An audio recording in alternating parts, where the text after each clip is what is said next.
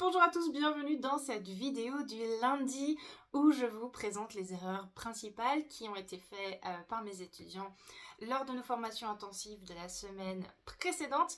Aujourd'hui, ces erreurs, ce sont les deux principales, sont l'ordre des mots dans la phrase ainsi que l'expression du futur parce qu'on ne peut pas toujours utiliser will ou going to.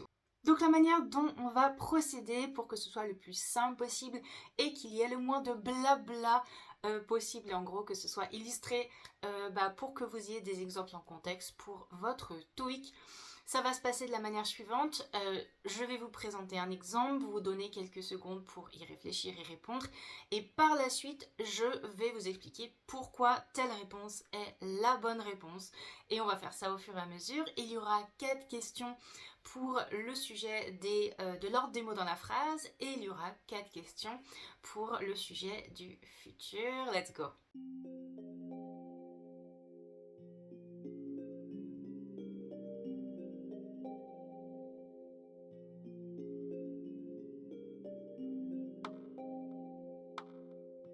Donc, dans cette première question, the Human Resources Manager would like to know why, blah blah, the invitation to the annual gala. On a l'option did you decline, you did decline, ou alors you declined, et enfin have you declined. Donc là, la première chose qu'on remarque, c'est que le why ne se retrouve pas en début de phrase, mais en moitié de phrase. Si jamais why débutait notre phrase, l'ordre des mots serait en gros why, puis auxiliaire, puis sujet, reste de la phrase, etc.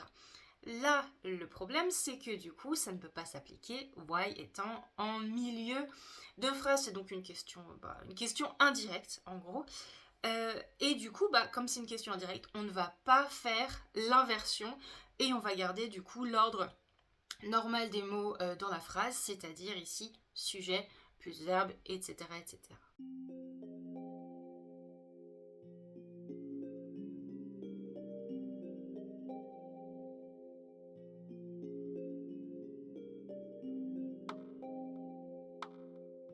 Pour la question numéro 2, nous avons Mr. Henderson asked the assistant where blah blah confidential files from the previous merger.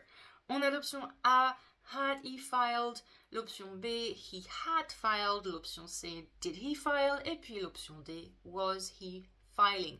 Ici, c'est un peu, d'ailleurs, c'est le même process que la phrase précédente, puisque where est le mot interrogatif, il se retrouve en milieu de phrases et donc on va ici avoir, on ne va pas inverser l'ordre, on va garder l'ordre normal, ce qui veut dire que la bonne réponse est la B, he had filed, et on ne va pas rajouter did au TOEIC, on ne vous demandera jamais de rajouter did ici. Did, il est là pour mettre l'accent sur une information, oubliez cette notion pour le TOEIC.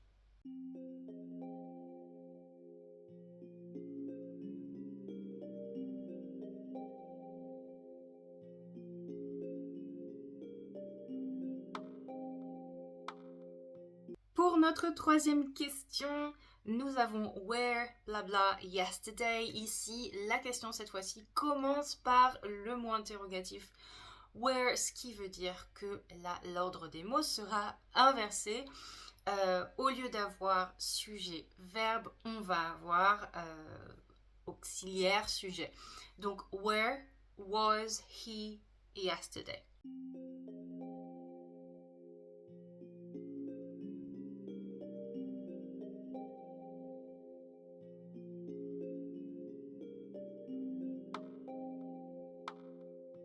Et enfin pour la quatrième question, only after breakfast, blabla, to go out. Ici, avec la structure only after, en termes d'ordre des mots dans la phrase, on va avoir besoin, donc on voit ici que l'auxiliaire ça va être will, notre futur, on va avoir besoin de l'ordre suivant dans la phrase, c'est-à-dire, donc on a besoin absolument d'une inversion sujet-verbe pour cette structure. Donc on va avoir only after breakfast, will he, donc auxiliaire sujet, be allowed. Et il faut garder en tête que la structure c'est to be allowed, donc c'est-à-dire être autorisé. Comme be allowed vont ensemble, et ben en fait, faut penser ça comme si c'était un seul mot. Donc on va avoir auxiliaire sujet, will he be allowed. Maintenant, on va passer à la question des futurs, également avec 4 questions que je corrige par la suite partie.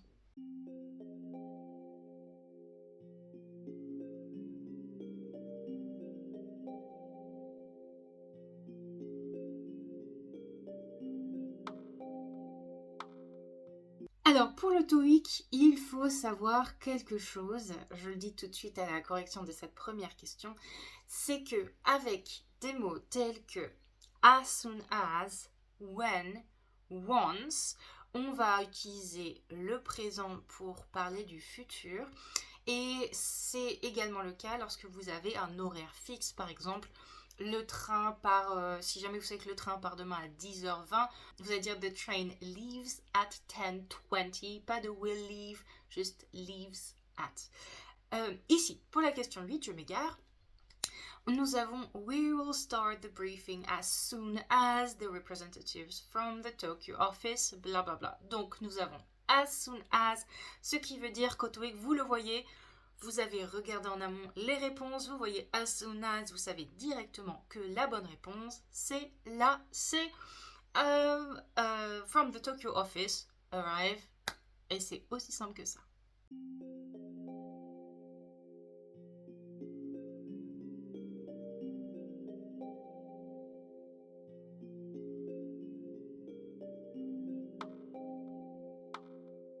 Question numéro 9. According to the latest project schedule, the management team, blah blah, a new software provider by the end of the month. On a le choix entre A is going to select, B selects, C arrived et la D has selected. Je n'avais pas trop d'idées pour la C, donc j'ai mis un autre mot. Voilà.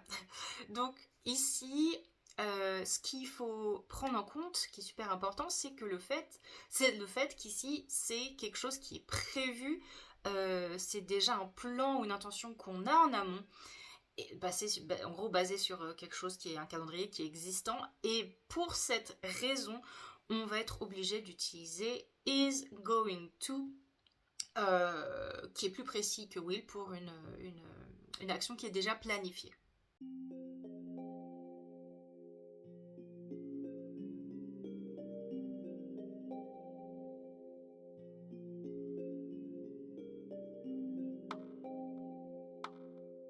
Pour la question 10 qui est once the financial auditor blah blah the report, we will be able to finalize the budget for next year. Ici, on voit notre petit mot-clé once, ce qui veut dire que le mot qui va être la seule réponse correcte, on se souvient que c'est forcément le présent.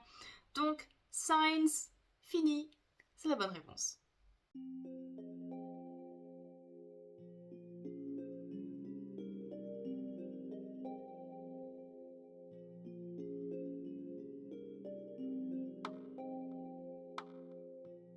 Pour la question numéro 11, du coup, the CEO just announced that the company, blah blah, it's overseas operations to meet the increasing demand.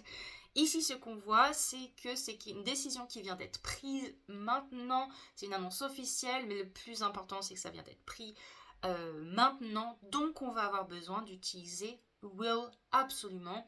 Ce qui fait que la bonne réponse, eh bien, c'est la D. Et voilà, c'est la fin de la vidéo. J'espère que ces informations vous ont été utiles. N'hésitez pas à me le dire en commentaire si jamais vous avez encore des questions ou besoin de davantage de précision. Je serais ravie de vous les apporter. J'ai des créneaux qui se sont ouverts pour les formations individuelles pour cette semaine, la semaine prochaine et la semaine d'après. Je ne peux prendre qu'un seul étudiante par semaine. Et pour les autres, que ça ne dérangerait pas d'avoir des formations en groupe, seulement 5 personnes, pas plus.